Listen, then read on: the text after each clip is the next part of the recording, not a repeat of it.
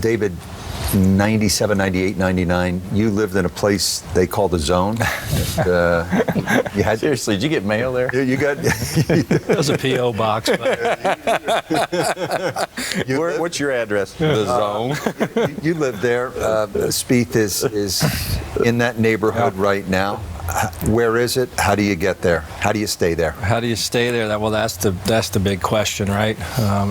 If anybody could figure that out and explain it beyond getting there on your own, I don't know. But I've always likened it to just a very big sense of quiet in your mind. It's very calm, very slow. Things happen not in real time almost. It just you're seeing a little more clearly.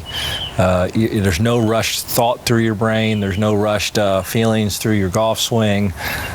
You're very intent. You're very precise, and you're very dedicated to what you're trying to do. And with that becomes a belief that regardless of what it is you're trying to do, you're going to pull it off. And couple that with ability, like Jordan has from top to bottom in his golf game, you're seeing a performance that is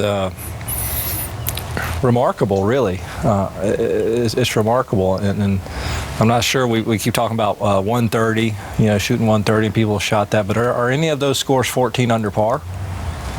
Well, Pinehurst last year was not. Right, are any of those actually 14 under, though? Correct.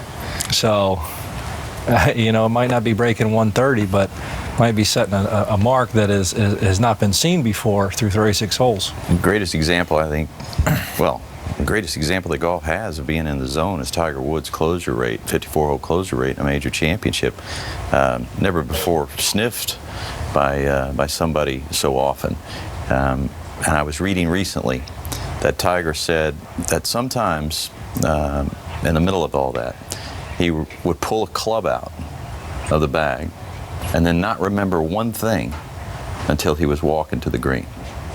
Nothing. So your point about it's quiet rings true, and it's such a hard spot to get to. Everybody's looking for it. Everybody wants to get there, but there's so many technical thoughts. There's so many variables that you have to consider.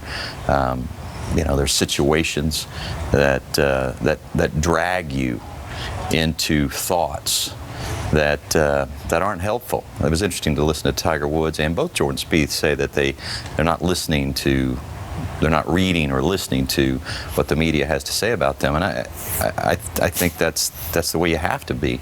I've always thought that if you were reading the hype and buying into it, you wouldn't be as good. If you're reading the criticism and buying into it, you're not going to be as good. And so you have to find a place where you're wrapped up in the moment. You're wrapped up in what you're doing, and you're so absorbed with it that nothing else matters, and nothing bothers you. And that's that's a really hard place to find on the map.